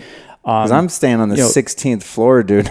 The flip side there is, if you start talking about, like, I live on a lower level, but what floor are you on? I'm on the first floor. Oh, okay. But I have a level that's grade, and I have a level that's just above. I mean, not on the street, but like above the street level. Yeah. But then because when you go underground, it's like you're dealing with more like if there's any kind of, again, electricity, low EMF kind of things going on. Right. The other challenges though with that whole aspect is, in New York, it's like, hey, I want to go grounding in the park. I want to go take my shoes off and put my bare feet on the grass in this park. And then I look around the park and I see all these giant light posts where they built, and I'm like you might be causing more harm than good just standing barefoot. Don't tell me that, bro. That's my hack. God damn it. The trick is you could take a voltage meter and measure. You can basically like hold, you stand on the ground, you hold skin voltage meter? Yeah, you basically, you can register and see like, are you actually grounding? Because, do you have one of those? Well, it's just I just have a voltmeter, and you can just basically put one end in the ground, and then you hold the other end, and you complete the circuit, and you can see if you're holding charge or right. Stay tuned. We'll be right back. The number one question I get on social media and my website forum is, Luke, what is your favorite piece of biohacking / health technology? If you had to pick just one, what would it be? And I have to say that it's the AMP coil. So the AMP coil is a device that combines many different healing technologies that have been developed over the years and vetted by science and anecdotally by people that have used these devices to really improve their health. So the main two mechanisms are PEMF and biofeedback. And PEMF is proven to be effective for antioxidant stimulation, nutrition uptake, microcirculation, cellular energy improvement, ATP production, cellular oxygenation, sports recovery time, cleansing and detoxification. Really powerful stuff in PMF, and this is widely recognized by science. Now for biofeedback, what you get is stress reduction, discomfort relief, positive behavior and mood, mental focus, sleep, cognitive improvements, and then neuromuscular re-education. So what all of that geeky science means is that this is a very powerful healing device, and that you can also use it for consciousness and metaphysical purposes, what I use it for. I use it for all of that. So it's just really badass technology. Again, listen to number 98 with the founders of AMP Coil, and you can learn everything about it, especially its application for Lyme and autoimmune issues. And if you want to just jump right into the action, get over to ampcoil.com. They have great customer service. They're a family business. They'll be very helpful. So go to ampcoil.com for more info. And now back to the interview. So I actually want to ask you about, because, dude, I can't get a straight answer on this shit. I've interviewed scientists. I've interviewed some brilliant people. I've interviewed just hippies like me that just get that we're supposed to be constantly connected to the ground as a living organism. Unless you're a bird in migration, your ass is supposed to be touching water, a plant, or the ground, right? Natural organic matter. So all these companies a few years ago came out with like these like earthing and grounding mats and sheets and all this stuff. And even computer nerds knew about this a long time ago. They're called anti-static wristbands and anti-static pads and stuff, so that you don't build up an electrical charge and like fry a hard drive or CPU or something, right? So the technology makes perfect sense to me because you have a ground wire in your building, you plug into that, and then you're essentially getting electrons from the ground like you would if you were touching it. So that is all good, and all that stuff comes from the people selling that technology, like how good it is for you. But then you have the other camp that's like, no, that's bullshit, because if you have dirty electricity in your house, you're actually like taking bad stuff from the electrical system in your house and you're putting it in your body. Or if you're like sleeping grounded, for example, and there's a magnetic field coming off the wall because there's an outlet behind your headboard, then that magnetic electrical field is actually using you as a conduit, and it's shooting that electricity because it's looking for a ground, right? And it's using you as a conduit, and then you're like the middleman to get those frequencies back into the ground through the wall of your building. So there's so much fucking conflicting information about it. I just use common sense and I just do what kind of feels right, but I'm really not sure. So I used to use a grounding sheet that had metal thread in it. Then everyone said, oh, dude, you're sleeping on a giant antenna. Like you're attracting radio frequencies, so don't do that. So now what I do, I actually put it in that video I was telling you about, is I have a little rubber grounded mat, and I sleep with that on the foot of my bed, and most of the time my feet are kind of somewhere near. It feels a little weird, but I get used to it. And then, so I'm not attracting metal, but I am still dissipating like the charge in the room. So where are you at with all the grounding devices and stuff? Well, you explain a lot of it. I have a tendency to do that. I answer my own question, but I'm just giving all the different angles, but I really don't know what the definitive answer is. Well, I guess, for me, it's you got to put it in the context of what your environment is. Right. So if you live in a city, if you're in like any urban environment, then those issues with electricity and basically causing more harm than good with using grounding mats or grounding sheets, all that, it's very valid. Like I personally don't like. I thought early on, like, I can just put a one wire into the grounding part of the plug and my outlet and do that. And then I realized, like, well, wait, things are so messed up. If the building isn't perfectly wired, you can be causing more harm than good. I mean, in the ideal world, if you had a yard or something where, you can put a metal stake. That's what I did at home. Yeah. So you put a big metal stake in the ground. I live on the second floor and I have like a wire coming out of my bedroom window that goes in the ground. Dude, I did that to my ice bath the other day too. Grounded nice. Yeah. I saw this kid that from Mito Life. Matt did that. I was like, cool. He has like a copper spike and then it just has an alligator clip that just dips into the water.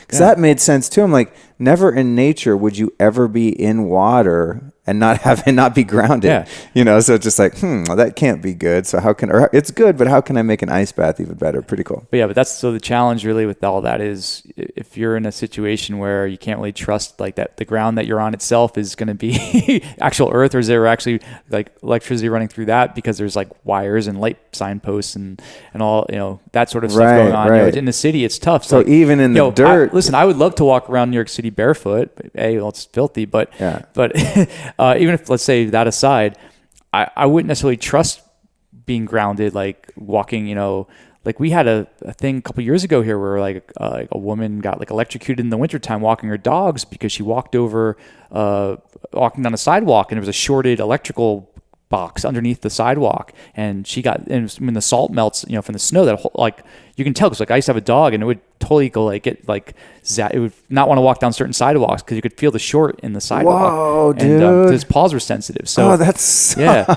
So how many dogs are running around New York getting electrocuted and their owner is just like, come on, let's go. Like, what's wrong with you? Your dog's like, no way, I'm not doing it, and like, they want to go around the other way. Wow. But yeah, so I would just be really careful with the grounding stuff. I think if you're 100% sure that your electrical in your home is fine, then you can do that. Otherwise, if there's a way to do that metal stake solution where you can put something right to ground and then connect to that, but in the city you usually don't have that. I think the best thing to do is probably have like a grounding technique. They have these like specialized electricians essentially that come and do what do they call that? It's like home healing or something like that. I forget what it's called, but there are services I've looked into where like someone that is actually scientifically viable comes and tests and all that shit and then has mitigation protocols for you. I think that's like if you want to do it and not be like armchair electrician and shit.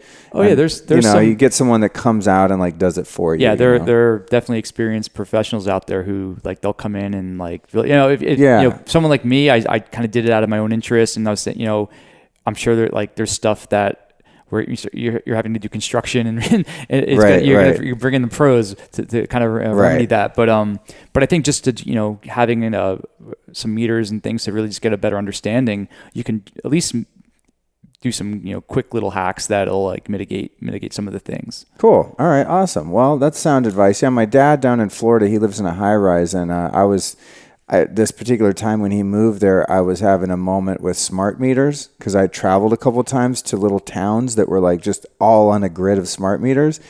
And it just like ruined my life. I can't sleep. Like I have nightmares. My heart beats out of my chest. I'm super sensitive to smart meters. Well, most people probably are. They're so strong. So when my dad moved into this building, I was like, where's the meters in your building? Because in a lot of high rises, they have these like banks of smart meters. Mm-hmm. And so we found it. It was like in the laundry room, and there's like, 25 smart meters in there, meaning they have a digital readout, not the little analog spinning thing that grandma's house used to have.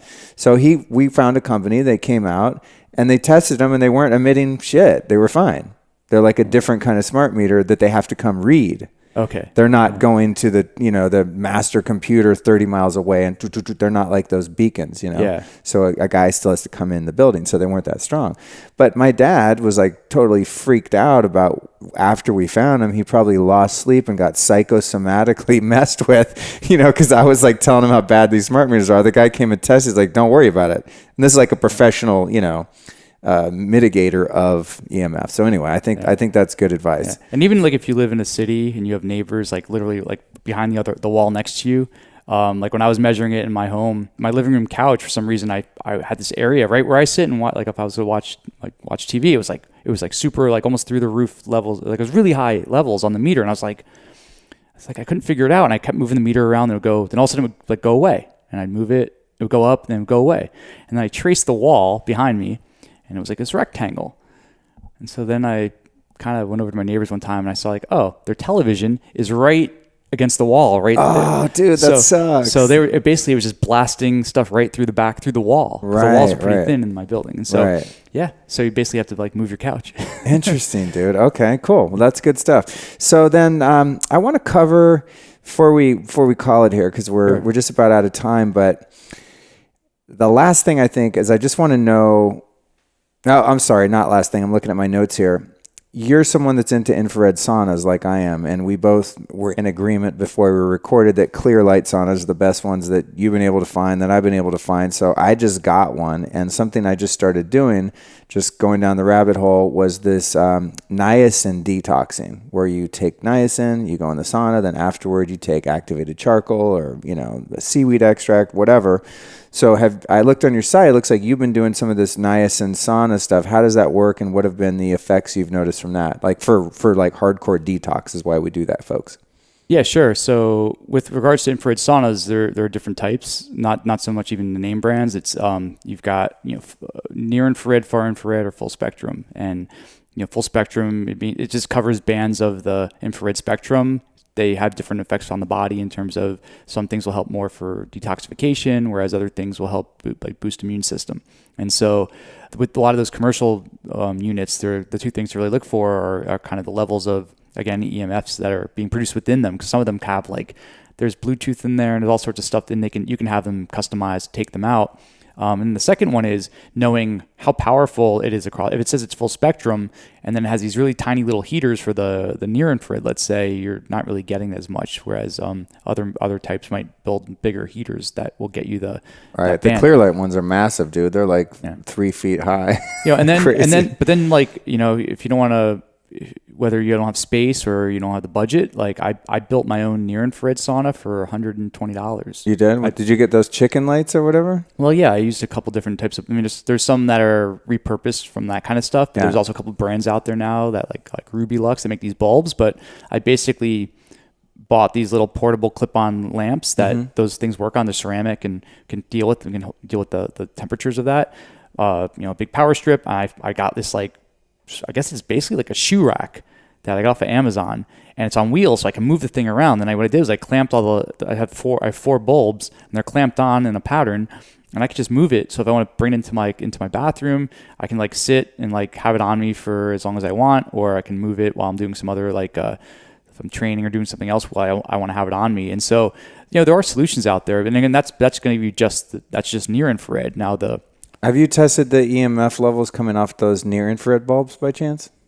Yeah, it's radiant heat. So again, it's that inverse square law. You're not going to be.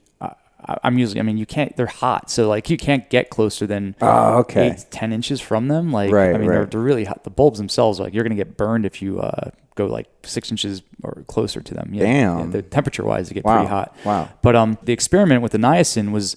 I'd done some testing that revealed that I had some high levels of some metals mainly mercury and lead. Damn it, me too. The lead. And so what causes it? There's millions of different theories. Mercury. A lot of people say it can be from what you eat, seafood and certain types of fish, but lead it's in your bones. So it could be stuff that you accumulated in childhood. It takes decades to get it all out of your system. So anyway, my testing showed I had really high levels of lead and mercury. Through the roof. It was off the they give you a little guidelines of what it should be in the range. Did you do the challenge urine test? Yeah. Is that how you found out? Okay. doctor's data. So there's some debate on the mercury side of it. Like people want to do these other tests to test. I just ordered the blood mercury one. Yep. Recently, which I haven't taken it yet. Yeah, there's one called like a tri-test, and I think you do it 3 ways. Yeah. And so I then came across this protocol. They were saying like you can, I've been doing some stuff with some infrared sauna, just very, I had one at my gym. I could just kind of use it when I wanted to. But I found this protocol where it was claiming to like within 30 days, just like clear out all sorts of toxins and whatever's in your body. There's like stories about like people they would have like almost like a drug flashback at one point. If there's anything lodged still in your tissue, it would be released at some point during this, and you'd have whatever issues. And added bonus depending on what drug. yeah, exactly. And so and so the way the protocol works is it's a 30-day program, and you take a little bit of niacin, let's say a couple 100 milligrams the first day, and you're going to flush. You basically want the flush to go away. You want to get past the flush. Then about 20 minutes before you go into the sauna. So let's say you do the flush. You take the niacin, let's say 2 hours before you want to be in the sauna. So you take the niacin, you wait about 20 minutes before it, you go on a treadmill or an exercise bike or something just to get your circulation going. You want to make sure you're ready to sweat when you get in there, so you're not wasting. So you just said I've been doing it wrong. I've been doing the niacin flushing and then going in the sauna in the middle of the niacin flush. Well, it's not like it's. I don't know why. I just probably didn't read the instructions right, and was just like, I think the reason they say to wait is once you get past the flush, there's like your pores and stuff have to have time to sort of open, and so you're actually doing the detox. You want to make sure stuff can escape. You can sweat stuff out and all that. So okay, cool. That's good to know. So you I could like jump on a rebounder or something. So right? Yeah. So that's what I would do. Like the way in my house I can get my heart rate up pretty fast. I guess I could do a bunch of push-ups. Well, it's also good for your lymphatics. It gets everything kind of stirred up and it's going. So I would do like 20 minutes on like a treadmill or exercise bike, just moderate, just whatever, and then I would jump on a vibration plate for whatever 7 minutes, 8 minutes, and then I would just go right into the sauna and I'd sit and they've recommended, like they say you can go anywhere from like 1 to 2 hours. The original program was actually not even infrared saunas. It was traditional saunas, dry saunas. And they would have people sitting in those for like 4 to 5 hours a day. Wow. And which is like no one has that much time. So the infrared sauna is kind of a nice, like you can cut the time down, get the benefits. So I'd sit in there. I was probably averaging about an hour and a half a day. So it's for every day for 30 days, hour and a half in the sauna. It gets pretty boring after a while. And then I would, you'd supplement with a bunch of, things like magnesium, potassium, things that your body is going to get depleted. You want to make sure you're restoring all of that. And every day you would up the amount of niacin. So let's say I started on day 1 with like 200 milligrams. By like day 28, I was up to 5 grams. Oh my God, dude. So you can build up a tolerance that fast? Yeah, your body will build. So the flush response will go away. So you have to take more and more. And then at the end, so after 30 days, like you then have to taper afterwards. And then what you do is, like, let's say I was at 5 grams at the end of it, then I go 2,500, then 1,250. And so then you kind of bring yourself back down to 0, kind of come off it. And I had concerns about like what effect would it have on like liver and stuff and all of that. But when I retested, my levels of lead and mercury like dropped considerably. It was still like higher than I want it to be, but even from what it was, it like came down, which is great. And then from blood work, I was like looking at all my liver markers and everything was like pretty dialed in. And actually, because I took all that niacin has effects on things like HDL and cholesterol. So like my HDL levels actually went up, which is a good thing. So I was like a nice little side benefit was getting that boost. Wow. And but it's so. I still use infrared saunas like pretty regularly. I wouldn't do I think what you can maybe do is like if you take like a week, maybe do something similar for like a week every few months, just as like to kind of re-up it a little bit. But like I don't think you need to do the 30-day thing repeatedly. It's probably not the best for you. But one thing that I heard is that when you do the niacin flush or even just infrared saunas in general, it's a good idea when you get out to do like some glutathione or SOD or like this, I have this stuff called biophelum. It's this kelp extract. I mean, they use it in Chernobyl to get radiation out of people. Really safe and effective. That adsorbs toxins and stuff like that. Or activated charcoal. Have you heard anything about that? That you're kind of like releasing all this shit into your bloodstream potentially by doing that? You have to definitely help your body to clear it out. I mean, the normal ways we're going to get rid of stuff is you're going to sweat and stool. They're going to be like some. So activated charcoal is a as a good option for helping bind, anything that's going to really bind things. Right. There was what was the other? I was using some other supplement. What was it? But it was supposed to help with binding and all that. But I never ran into issues where. Was it pectin by chance? Like, well, I was taking some. I was taking pectin or apple pectin. No. I was taking. Well, you take some lecithin because so the other thing is part of what happens during this process is the niacin and will create lipolysis. So you're gonna actually burn fat. It ruptures fat cells. Oh, sweet. But I really could use some of that. Well, no, but the thing is, you don't want to lose weight or anything doing this. So what you're trying to do is your fat cells store all the toxins in them. So you're rupturing these fat cells and through lipolysis. And so what you want to be doing is replacing. You want to bring good fats back in your body. So when you rebuild, your cells are rebuilding and all that, you want to now use the good stuff. Right. So that's kind of part of what you have to take. There's a whole battery of other little supplements you're supposed to be taking during this to help. Right. Is that on your site? If someone, you tracked all that? That's cool. So we'll definitely point to that in the show notes for people that want to maybe experiment with that. I want to ask you, as we come to a close, give me one or two experiments you've done that went horribly wrong, that you just got sick or that you totally fucked up. Oh, let's see. Well, I mean, there are definitely things that usually involve putting something on my head or shining something on my head. Experimenting with light and different frequency wavelengths of light. Whether you're using a red light or infrared, I was trying to stimulate different parts of my head, kind of shining it on there. And if you tend to overstimulate, it can just totally scramble what's going on. But it's a temporary thing. So it's almost like I had this light on me for a while, and then I was like, okay, I'm done. I felt energized and charged up. And then I went to I had to fire off some emails or something like that. And I had to take a second look at what I had been typing because everything was jumbled. I couldn't even complete a word or a sentence and everything because it scrambled things up a bit. In terms of real fails, I'm pretty good about really doing diligence on if I'm gonna anything that could potentially put me in harm, I'm gonna really kind of second guess if it's is it worth the risk for it. So right.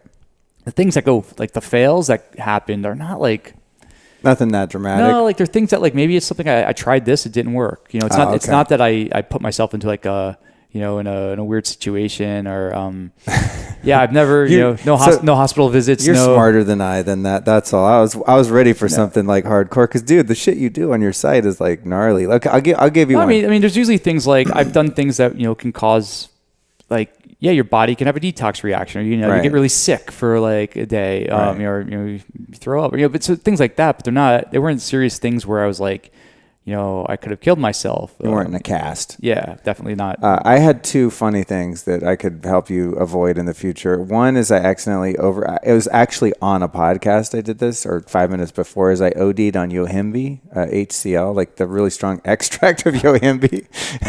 And I live close to this hospital, Cedars-Sinai, and I was very close to driving myself there. I thought my heart was going to fucking explode. It was really, really bad. One of the worst feelings I've ever had in my life. So that was my Yohimbe overdose. And then another time I was doing some holotropic breathing. And there's one part of it where you hold an exhale. And I had to do something in the kitchen, so I held the exhale. I was just telling someone this on a show last night that I recorded, but I held the exhale, and then I went up into the kitchen, and I passed out. I just absolutely out cold, head slammed on the ground, woke up what the fuck? How did I get in here, At least you're not one of those people who were doing the breathing in the showers and they end up just people drown. They passed out in a body in the shallow water. You cannot do breathing exercises in the water. You do it before or after. That's word to the wise. So I guess I'm the one that takes some for the team sometimes. All right, my final question. Well, not my final question of the show, but my final question about everything you do. Have you ever looked at all this from a psychological point of view that where there's a risk of being orthorexic about paranoid about the food, or self-obsession to where all you do is you're just tracking and looking at this and looking at that, and you kind of forget to live your life? Have you ever looked at the balance and how to find balance with this as a hobby and something fun and interesting, or something that takes you over where you can't have friends or it becomes pathological psychologically in any way?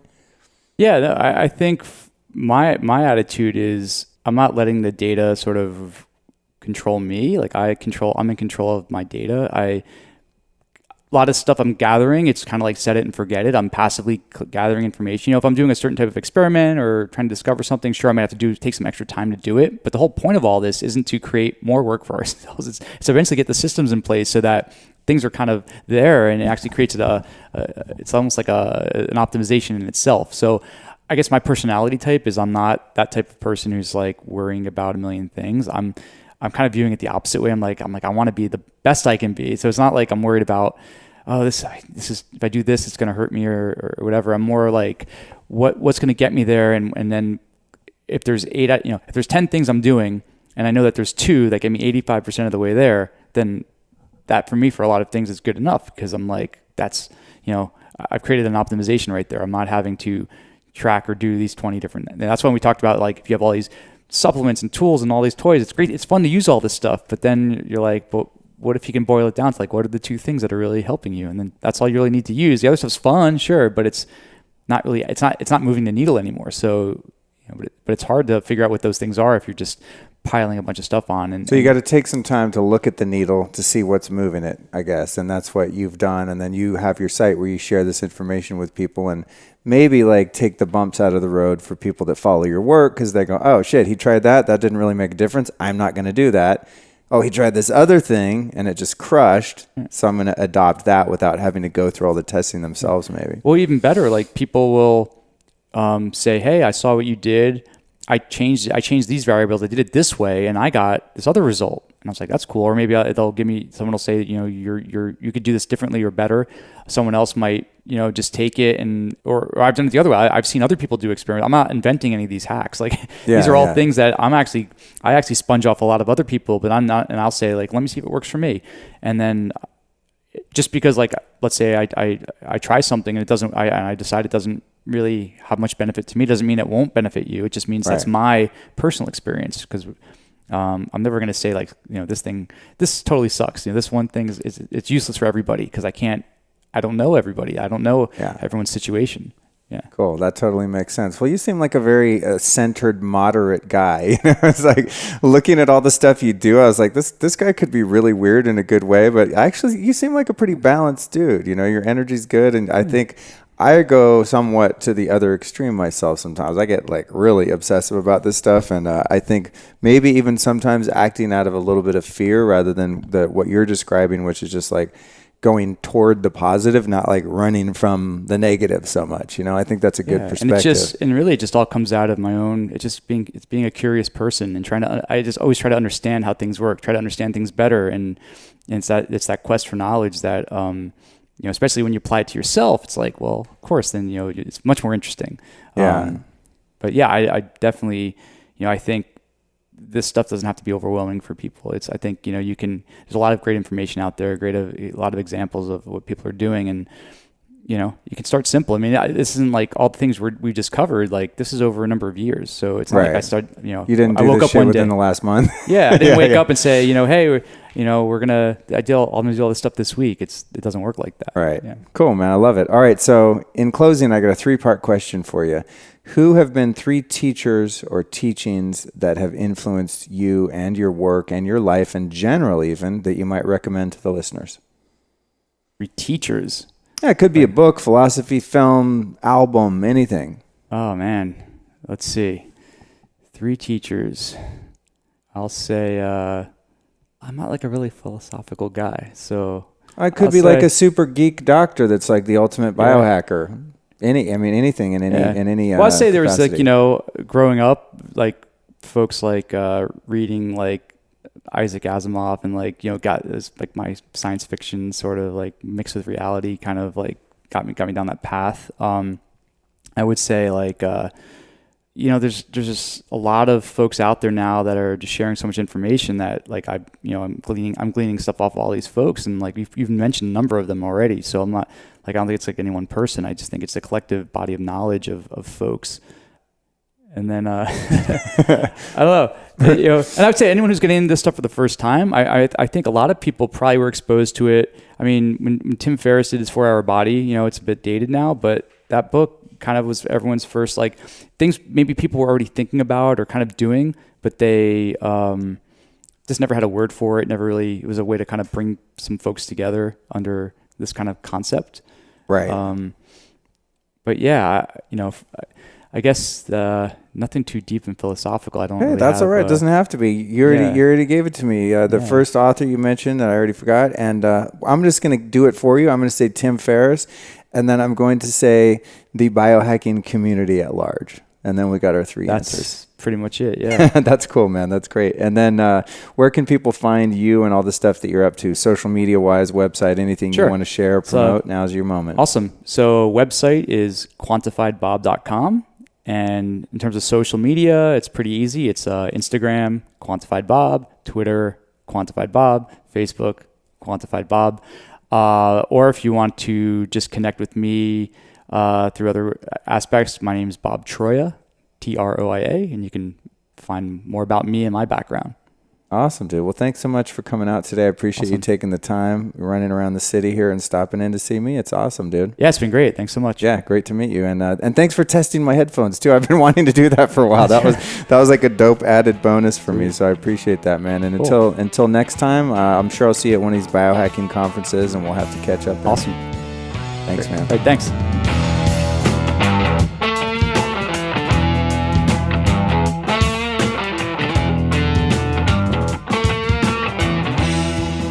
Yo, was that bananas or what? Quantified Bob is the man. He's a smart dude, is he not? I learned so much, and actually going back and listening to this episode to do the highlights and whatnot, I got reminded of a few things that I wanted to try that we talked about during this interview, and then I never got around to doing so. This was inspirational for me coming into the new year soon, into 2018, and to start to put some of this stuff to work, man, and really take it to the next level. So I want to thank you so much for joining me. It's been such an amazing year. We've got 1 million downloads under our belt, tons of new listeners, really fantastic guests. I've grown a lot as a result of doing this show. Everything that I've learned from every guest that's made any sense to me, I've immediately applied in my life. So thank you for coming along for the ride, for my journey, my own evolution.